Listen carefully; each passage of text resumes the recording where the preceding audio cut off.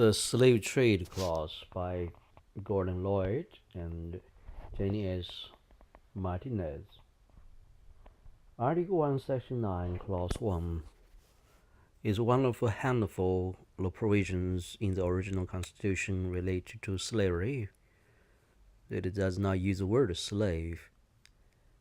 This clause prohibited the federal government from limiting the importation of persons, understood at the time to mean primarily enslaved African persons, where the existing state governments saw fit to allow it until some 20 years after the Constitution took effect.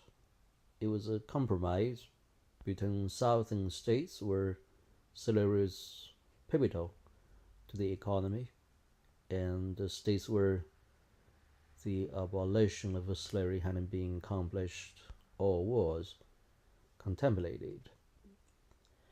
There is a sense in which the clause is no longer constitutionally relevant since it is expired in 1808.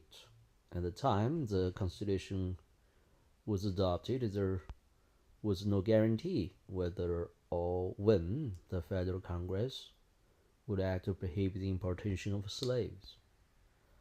So there is a legitimate inquiry about what took place in the political realm over the 20-year period between the adoption of the Constitution and 1808. During that time period, popular support for the abolition of the slave trade and slavery itself increased both in the United States and in other countries. There was more support for restricting the slave trade initially than slavery itself in this time period. In the 1790s, Congress passed statutes regulating the trade in slaves by U.S. ships on the high seas.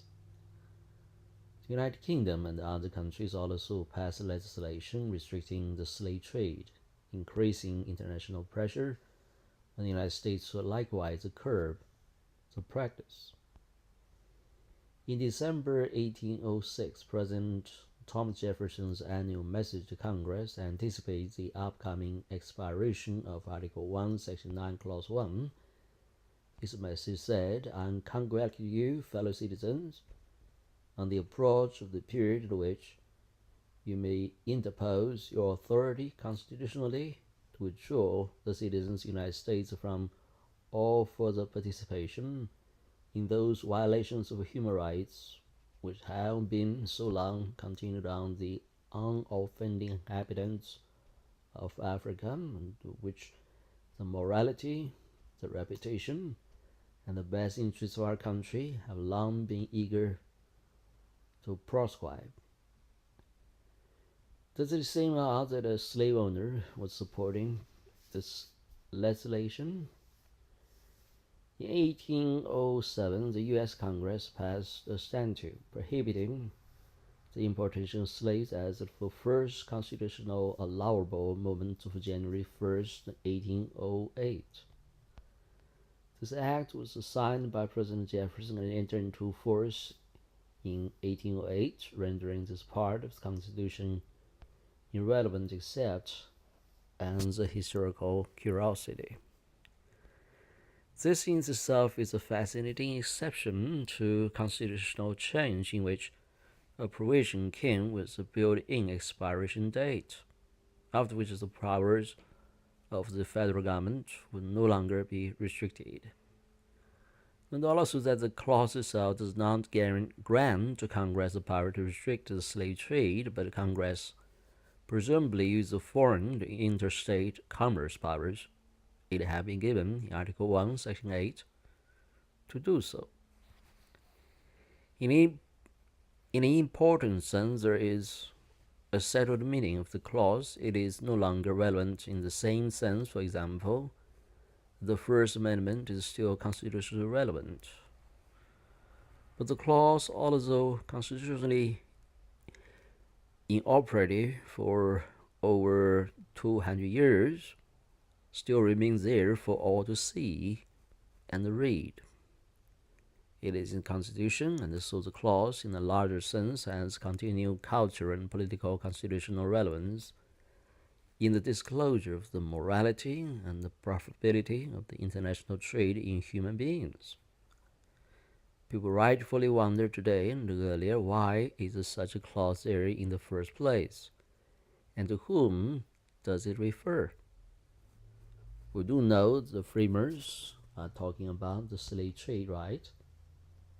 How attentive should we be to the specific language of the clause? Or does the language actually inform us about what is trying to be conveyed? And why is this clause, opening clause of Article 1, Section 9 of the Constitution? Manners Debate, Bona Liberatis, by Gordon Lloyd. Introduction.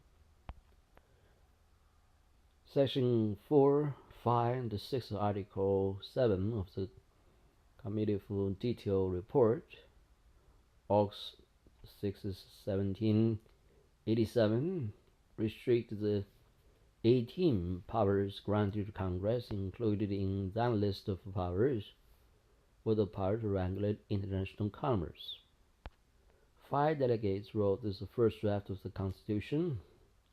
Nathaniel Gorham from Massachusetts, Edmund Randolph from Virginia, James Wilson from Pennsylvania, Oliver Ellsworth from Connecticut, and John Rutledge from South Carolina. Article 7, Section 4, 5, and 6. Section 4.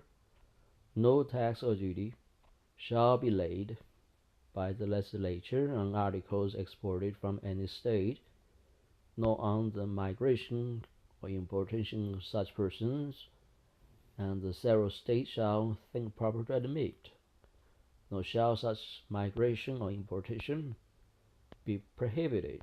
Section 5. No capitation tax shall be laid unless in proportion to the censures herein before directed to be taken. Section 6. No Navigation Act shall be passed without the assent of 2/3 of the members present in each house. According to Section 4, what we now call the slave trade is completely 1. in the hands of each state, and 2. out of the reach of Congress forever. Note that the word slavery is not mentioned. The three sides. Three sides emerged in the late August: principle, interest, and politics. 1. John Langdon was strenuous for giving the power to the general government. He could not, with good conscience, leave it with the states, who could then go on with the traffic. John Dickinson, Luther Martin, George Mason, James Madison, Governor Morris, James Wilson, and Edmund Randolph also opposed the slave trade on the grounds of principle. Martin argued that the slave trade was inconsistent with the principles of the Revolution and dishonorable to the American character to have such a feature in the Constitution. Mason stated that every master for slaves is born a petty tyrant. They bring the judgment of heaven on the country. 2. Hugh Williamson from North Carolina reminded the delegates of political reality. The Southern state could not be members of the Union if the clause should be rejected. He ended both in opinion and practice. He was against slavery, but thought it more inferior for humanity from a will of all circumstances to let in South Carolina and Georgia on those terms than to exclude them from the Union.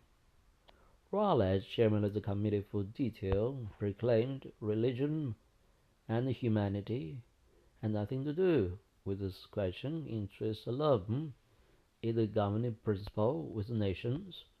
The true question at the present is whether the southern states shall or shall not be parties to the Union. If the convention thinks that North Carolina, South Carolina, and Georgia will ever agree to the plan unless the right to import slaves be untouched, the expectation is win. The people of those states will never be such fools as to give up so important an interest. Charles Pinckney agreed if slavery be wrong, it is justified by the example of all the world. 3. Roger Sherman from Connecticut thought it was better to let the southern states import slaves and part with them if they made that a sine qua non. Observe that the abolition of slavery seemed to be going on in the United States, and that the good sense of the several states would probably, by degrees, complete it. Mr. Ellsworth, also a member of the Committee for Detail, articulates the political positions, morality, or wisdom of slavery, and considerations belonging to the states themselves. Moreover, slavery in time will not be a speck in our country. Massachusetts also sought accommodation. King said the whole subject should be considered in a political light only. What is to be done? Mr. Jim Morris wishes the whole subject to be committed, including the clauses relating to taxes on exports and to the Navigation Act. These things may form a bargain among the northern and the southern states. The delegates appointed to a committee for 11 were London, King, Johnson, Livingston, Clymer, Dickinson, L. Martin, Madison, Williamson, C.C. Pinckney, and Baldwin. What sort of bargain would this committee recommend? London, King, Dixon, Martin, and Madison opposed the slave clause provision on principle. Williamson, Pinckney, and Baldwin supported the clause on the ground of interest. Empress Livingston, Johnson, and Clymer could help create an accommodation. Governor Livingston from the committee delivered the report. Struck it out so much as the fourth section, as was referred to the committee, and insert the migrational importance of such persons as the several states now existing shall think proper to admit shall not be prohibited by the legislature prior to the year 1800. But a tax or duty may be imposed on such migration or importation at a rate not exceeding the average of the duties laid on imports. The fifth section to remain, as in the report, the sixth section to be stricken out. Conclusion. The committee permitted Congress to regulate the slave trade after 1800 and impose a tax on such importation. Moreover, the clause was confined to the several states now existing that considered it proper. Congress was free to regulate the slave trade in the territory and impose restrictions on new states that entered the Union. General Pinckney moved to strike out the words "the year 1800" to insert the words "the year 1808." It passed 7 versus 4. The delegates and moved a long way from never permitting Congress to regulate the slave trade to permitting Congress to regulate the slave trade after 1808. Madison considered 1800 the birth of a new century to be the more principal compromise. New Jersey, Pennsylvania, Delaware, and Virginia voted no. They wanted 1800 instead of 1808. Thus, Article 1, Section 9 of the Constitution, the migration or importation of such persons and the several states now existing shall think proper made shall not be prohibited by the legislature prior to the year 1808. Next perspective. The invisible past, relics of slavery in the Constitution by Phineas Martinez. The Constitution was drafted in 1787. Slavery was a major component of the economy and the society in the United States. It's odd that the Constitution does not use the word slavery in the provisions that most directly respond to the practice.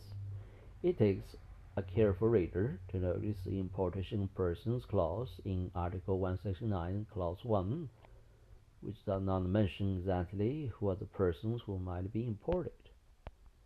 Likewise, the 3/5 clause in Article 1, Section 2, paragraph 3 provides that apportionment for representative would be based on the population of free persons, excluding Indians not taxed, and the 3/5 of all other persons. Those other persons were, of course, the African slaves, who made up around a third of the population of the southern states at the time. The fugitive slave clause in Article 4, Section 2, Clause 2 provides that no person held to service or labor in one state under the law thereof, escaping into another, shall, in consequence of any law or regulation therein, be discharged from such service or labor, but shall be delivered upon unclaim of the party to whom such service or labor may be due. Again, the text studiously avoids the use of the word slavery. Traces of slave-holding society can be seen in other parts of the early Constitution, from the federal structure of the government, including the Senate and limitation of the powers of the federal government, to the protection of property in the Due Process Clause of the Fifth Amendment. There was obviously deep tension between the practice of slavery and the notion of the Declaration of Independence that all men are created equal, and they are endowed by the Creator with certain unalienable rights. Perhaps the drafters of the Constitution were too embarrassed to use the word slavery. Perhaps, as other historians have argued, the drafters did not want to suggest that slavery was recognized under federal law, but rather existed only as a result of state laws. These constitutional provisions related to slavery reflected a compromise between northern and southern states that was essential to ratification of the Constitution and the formation of the Union, but ultimately a compromise that was unsustainable, as shown finally by the Civil War.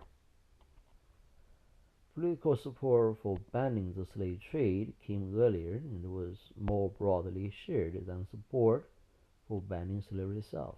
The practice of capturing and enslaving free persons in Africa and cruelly transporting them in crowded ships across the Atlantic was viewed by some at the time as more unjust than keeping generations of persons enslaved on plantations in the New World. Indeed, opposition to the slave trade was so strong that the Constitution of the Confederacy in the Civil War even prohibited it. There was also international pressure to regulate the slave trade on the high seas, led by the United Kingdom and enforced through a network of international treaties prohibiting the slave trade. In respect, slavery was a crack in the world foundation of the nation, which violently came apart in the constitutional crisis of the Civil War, and was only sealed back together with the Reconstruction and the 13th, 14th, and the 15th Amendments. We still see the elements of these features in law and society today, in legacy of persistent racial inequality Just because you don't mention something and call it by name does not mean it isn't there.